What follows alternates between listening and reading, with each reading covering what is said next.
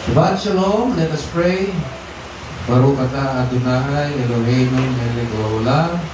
Blessed are you, Jehovah, our Elohim, King of the universe, who sanctified us in Yeshua, our Messiah, and has commanded us to study your words, your Torah.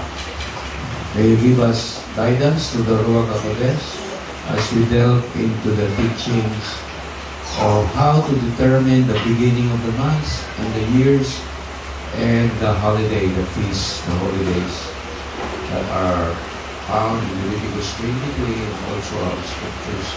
So this is teaching on,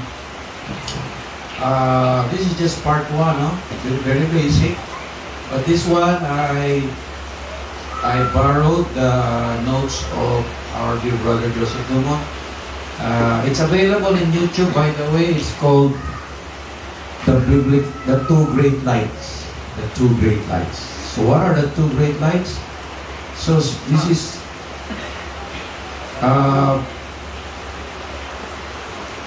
okay, so these are the festivals. So this is the, alam nyo ba, most Messianics does not even know the correct festivals. Like I was before. I thought the Passover was a feast. Passover was not a Moedim, it's a hug, pero not at a appointed time. So take note of this, ito yung correct talaga festivals. First day of unleavened bread, the seventh day of unleavened bread, Feast of Weeks, Day of Atonement, Feast of Tabernacles, and the last feast is the 8th day. So Passover and first fruits, hindi po siya Moedim, hindi hag siya. Sineselebrate siya as fiesta, pero hindi siya appointed time. Okay? So ito po yung sabbatical and jubilee year, which is a deep studies. So by the way, since we already confirmed the sighting of the moon in Jerusalem last August 25, so that means that is the first day of the 7th month. So yan na po yung Day of Trumpets. Then now we can count the 10 days to Yom Kippur, which is the 10 days of awe.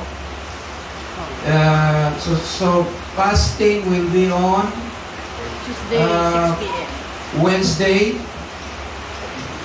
and it will start the night before. So to those of you who can come here, you can fast here, you can fast and pray. But sa mga Mandaluyong, they will have their own fasting group there. So kung wala kayong gusto nyo pumunta dito, sabay-sabay tayong fasting at mag-aral, we will be open the whole day here on September 3. The first day of Sukkot will be on September 8. It will start the night before. So we're going to have a Feast of Sukkot first day celebration on Sunday. So Sunday po yung ating Sukkot dito. Alas 6 magsimula, pero preparation, alas 3 pa lang, nag-prepare na tayo. Sa lubong ito, sa lubong. Sa lubong. For 7 and 6 p.m. Sino yung gustong mag-tent dito, mag-reserve kayo ng space. Pero sa bahay, kailangan may tent din kayo. Kasi hindi na naman lahat sa atin ay makaka-stay dito ng 8 araw. No? Maybe one day we should do that.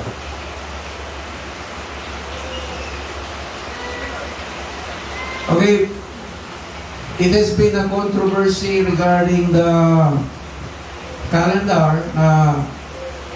The Torah movement consists of believers in Yeshua na adhere to the commandments but divided over the calendar issues. So the primary calendars in dispute are the Aviv Barley calendar and the Sighted Moon calendar and the Sadok Enoch calendar. So the Aviv Barley calendar and the Sighted Moon calendar, traditional lunisolar calendar, relies on the sighting of the moon to mark the beginning of months, and ripening of the barley in Israel, specifically Abib stage, to determine the start of the year. So there's a picture of the barley.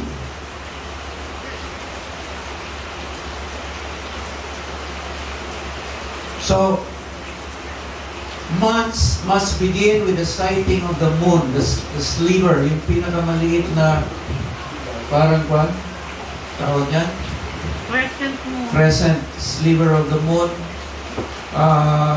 Then a 13th month, leap month is added approximately 2 to 3 years, every 2 to 3 years to align with the solar and ensure Passover occurs in the spring, summertime.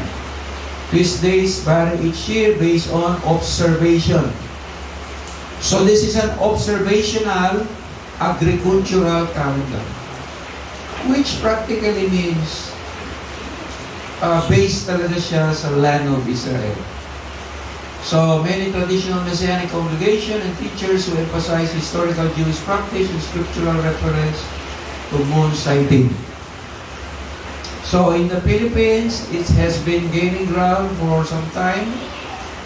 Sa ngayon, meron nang there are people from the islands of Luzon, Visayas, and Mindanao that are following the Abib and the sighting moon calendar. So there are hundreds and hundreds of people already in the Philippines following this calendar. The Sadok priestly Enoch calendar, which is a 364-day solar-based calendar,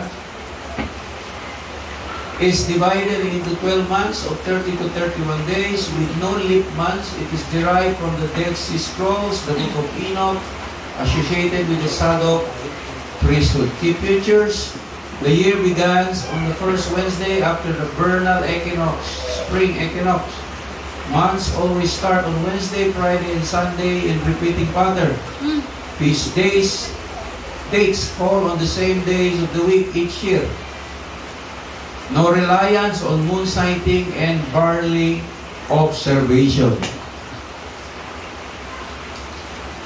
So, by the way, Joseph Dumont is offering his 2 new books, The Stones Cries Out, downloadable for free.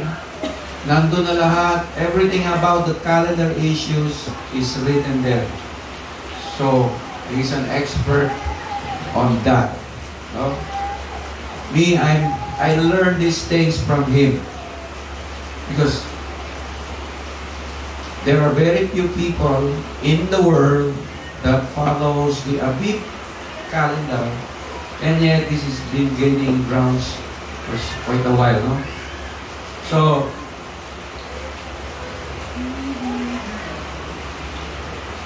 Abib calendar supporters argue that according to Exodus 12:2, the Leviticus 23 implies moon sighting and barley conditions are necessary for determining the months and the feasts. Why? Because it is what?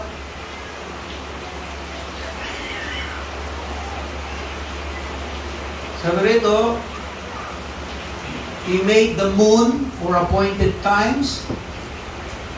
The sun knows it's going down. Kanyang tinagda ang buwan sa mga panahon na lalaman ng araw ang kanyang paglubog. Okay, may bisita tayo Espanyol. Basahin natin. To nos diste la luna. Luna means the moon.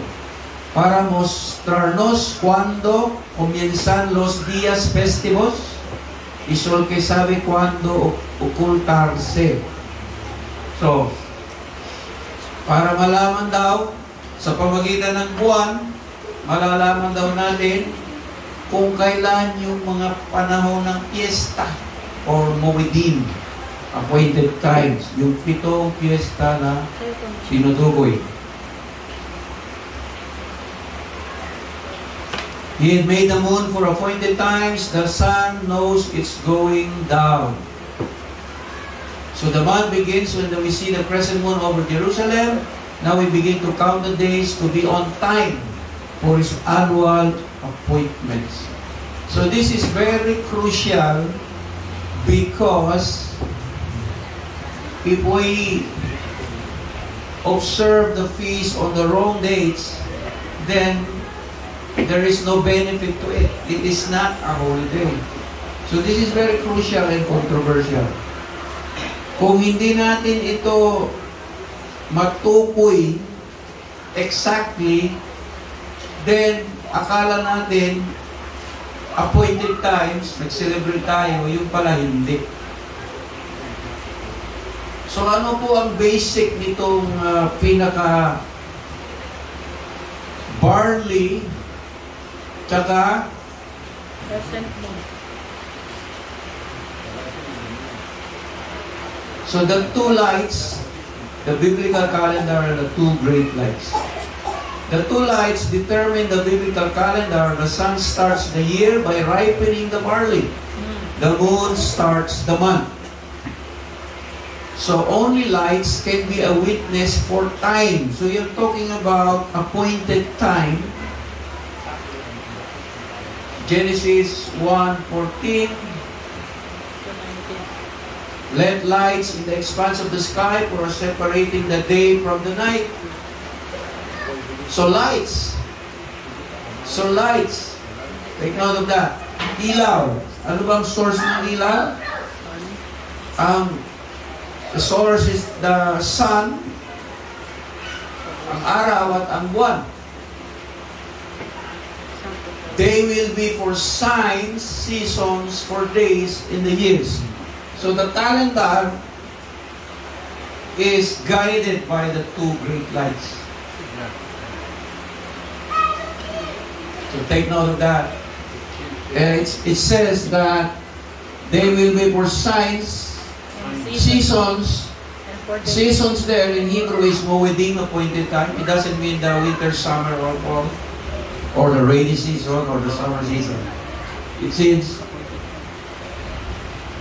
the lunisolar calendar is what it's talking about, to be a sign. Sign, ibig sabihin, parang signpost na nagsasabi, eto na yung mga panahon. So, kaya nga, babantayan mo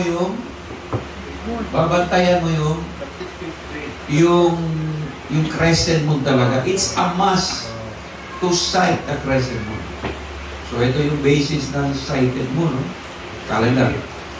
And yung abib, babantayan mo talaga. Saan? Sa Israel. So, the sighted moon team goes to Israel every year on this between March, April, to determine by actual observation if the barley is in the abib, yung stage. So, pinupuntahan talaga to. So, maybe I'm praying one of these days I will be joining the sighted moon team. Kaya lang maraming lumilipad na missile doon. Medyo hindi safe na yun. So they will be for the lights in the expanse of the sky to shine upon the land. It happened. And God made two great lights. The greater light for dominion over the day, and the lesser light as well as the stars for dominion over the night. So what is the greater light? The solar, the sun. What is the lesser light? The moon. So parang the big light, the sun, is just extending its light on the moon.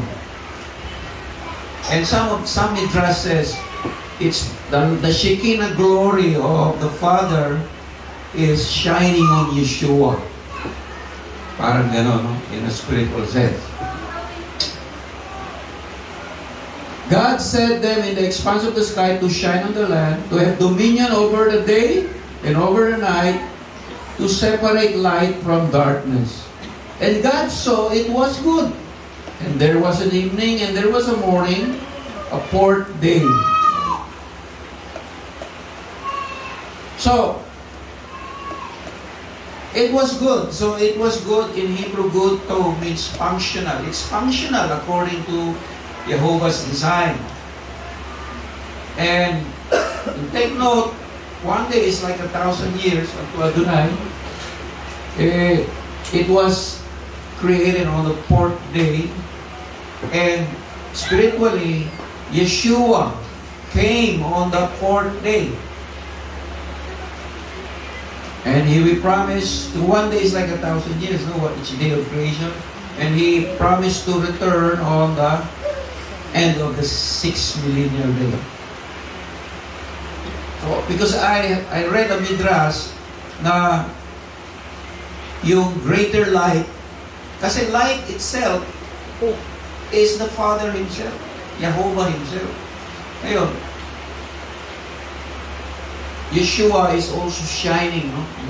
Yung light. Magkaroon ng tanglaw sa kalawakan ng langit upang maghiwalay sa araw at gabi at maging pinakatanda at pinakabahagi sa panahon, mga araw at mga taon.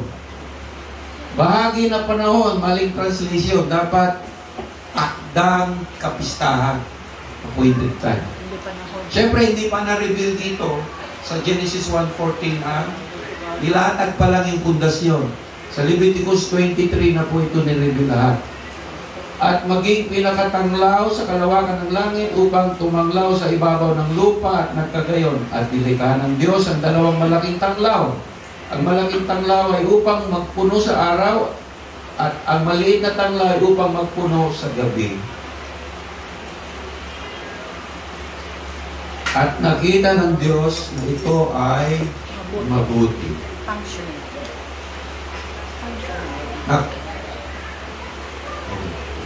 Hindi ko na i-Bisaya. I-Espanyol ko na lang. Wala namang Bisaya dito. Sa Manila tayo. Okay.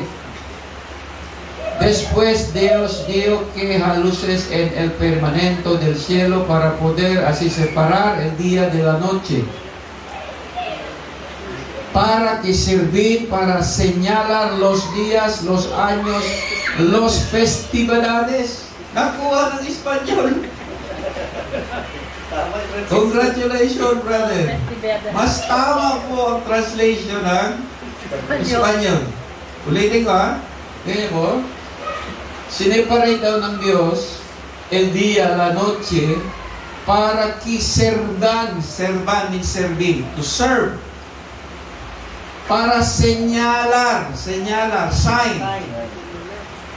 Los días, los años, y los festividades. Nakuha ng Espanyol. Mas bright ang Espanyol kaysa mga Tagalog. Sa Tagalog, takdang panahon. Di mo alam kung anong takdang panahon. Yung festividades, festival. Nakuha nila. Sa Genesis 1:14 pa lang, nandyan na yung festival. Si Jehovah Elohim, create niya yung festival. So the word Kodesh means month. It means to renew.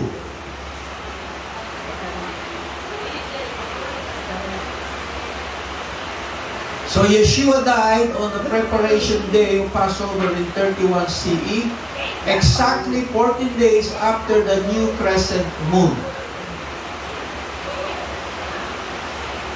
So, ang piece of Passover and leavened bread can only be determined when the new moon of the first month is determined to the crescent moon in the Abib. Sabi nga, the eyes of Jehovah is always on the land. So the light of the sun ripens the barley and wheat, the two witnesses, to keep Jehovah's feast at the proper time. So take note of that. This month will mark the beginning of months for you. It is to be a first month of the year for you. Ang buwang ito ay magiging sa inyong pasimula ng mga buwan. Siya ang magiging unang buwan ng taon sa inyo. Este mes será para ustedes el principal, el primer mes del año. Año Nuevo. Sino nag-celebrate ng New Year dito? Ano yung sa'yo na Año Nuevo? New Year. Feliz Navidad, prospero año felicidad. I wanna wish you a yom teruha. I wanna wish you a yom teruha. Akin lang yun. Bertis din lang yun. So, Año Nuevo. The New Year is not on the 7th month, but on the 1st month. Although traditional Judaism makes 2 New Years. The Rosh Hashanah and the traditional period. Ito po yung isang verse. Observe the month of Abib and keep the Passover to Jehovah your Elohim. For in the month of Abib, Jehovah your Elohim brought you out of the Egypt. Magdiwang ka sa buwan ng Abib, ipangilin ng Pasko sa Panginoon ng Diyos, sapagkat sa buwan ng Abib, inalabas ka ng Panginoon mo Diyos sa Ehipto. Recuerda el mes de Abiba y celebra la Pascua para honrar al Señor tu Dios. Porque el mes de Abib, mes, ano yung mes? Buwan. El mes de Abib, el Señor tu Dios, tu saco de Egipto durante la noche. So the real month of Passover and leavened bread, the first feast, is talaga sa month of Abib. Ano yung Abib? The timing of the ripening of the Abib and the crescent moon. So, saan innovation? By the two great lights. By observation of the moon in Jerusalem. Today, it's not impossible anymore to sight the moon because the Jews, the Hebrew people are in Israel. But during the time that Israel is not in the land, it is not possible to see the sighted moon. That's why they developed the Sadok calendar when they were outside the land. So this calendar is the original calendar. Since Israel is now in the land, they can do this calendar. In fact, you can read an article in israelnews.com that Quasi-Sanhedrin today has formed a resolution to correct the calendar based on the sighting of the moon. Pero they cannot impose it without the official authority. So there are tombstones that Joseph Duman has a large collection of tombstones that also proves that Passover, yung mga festival na ay tumatama sa Abib and Barley.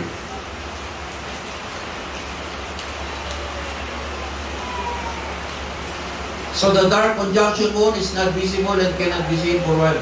Ito po yung sa mga conjunction moon, medyo hindi po tayo nagsasubscribe doon sa mga logic. Ano? It shall be established forever like the moon, Psalms 89:37, and like faithful witness in the heavens.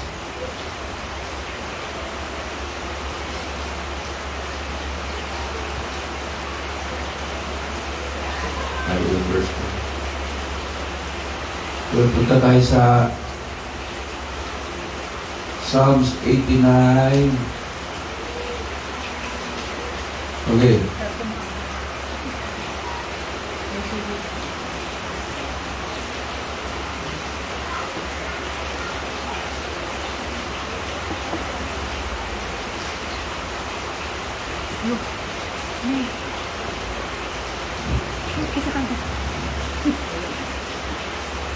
Ano ko Maling Tagalog. Mami naman eh. Matatag magpakailanman sa naparang buwan, ang tapat na saksi sa langit. Okay. Continuará por siempre mientras haya luna, los cielos son la prueba de nuestro pacto. Casual es totalmente confiable. Makanda, kumpiyansa. Ibig sabihin, sigurado ka pagdating sa ginamit ng Diyos ang two witness in the sky. Sabi nila, as the moon established forever and trustworthy witness in the sky. Mali Tagalog, Saan nila galing yan?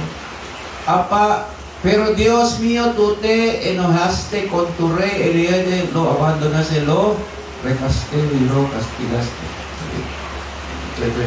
Continuar. Prueba, ito yung bueno, prueba y totalmente confiable. Naintindihan ko eh. Totally reliable daw ang the sighting of the moon and the as trustworthy as the moon and the sun. Kasi permanente na yan eh.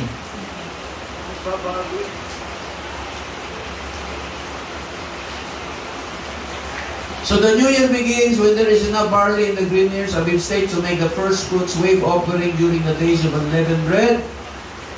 Why? Because according to the Torah, if you're in the land, you're required to offer the first fruits before you make the harvest. Very simple. But we are outside the land. Still, we need to connect to the source of the Torah. We are just grafted in. We need to wait. It's just like the principle is the same as Islam. They will wait for the report in Mecca before they're going to have a feast in the Philippines. In the Office of the Muslim of Affairs. So tayo, direct tayo sa Israel to know the report. 50 days later, there will be enough wait to make the first fruits wave offering on the Feast of Weeks. So ito po yung key arguments and theological arguments. The Abib calendar supporters argue that the Leviticus, Exodus 12, and Leviticus 23 imply moon sighting and barley condition are necessary to determine the months. Okay, what happened last August 24 ng gabi?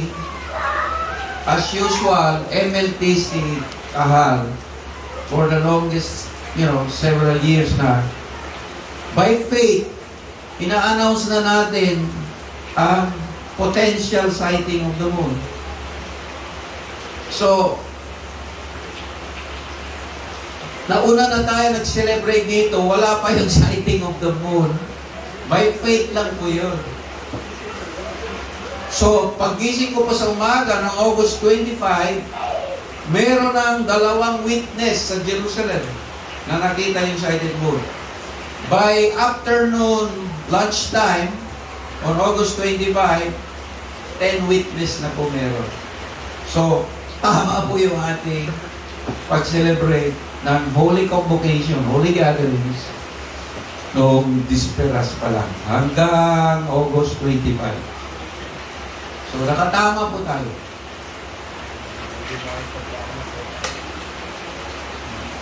Kaya nga tinawag siya, no one can know the day and the hour. It's an idiomatic expression for the Feast of Trumpets, the first day of the 7th month in the Hebrew biblical calendar, which begins on the new moon day that cannot be calculated years in advance. So yung Sadok calendar, yung Rabbinic calendar, is a complicated, pre-calculated calendar. Majority of the Messianic Torah movement around the world are blindly following these calendars. I don't want to sound arrogant on that, but it's just not, it doesn't make sense. Especially when you go deeper, where are the missing 200 plus years in the rabbinical calendar? Just imagine 200 plus missing years. Because Israel was exiled for many, many years. So, parang what? 200 years? Kaya nga most Messianic today are not serious about the end times. Because, why? We have 200 years. But the signs of the end times are already around us, around the world, very obviously. You read Matthew 24, the signs of the end times. No? Anyway,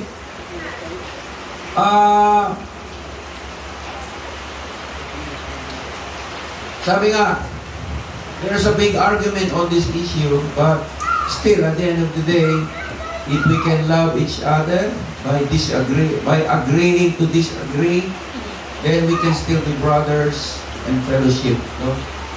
In fact, during the rabbinical feast, I will be going around to visit some different Messianic congregations. So most of the groups that celebrates the 7 festivals in the Philippines, they follow the rabbinic and Sabbath calendar. And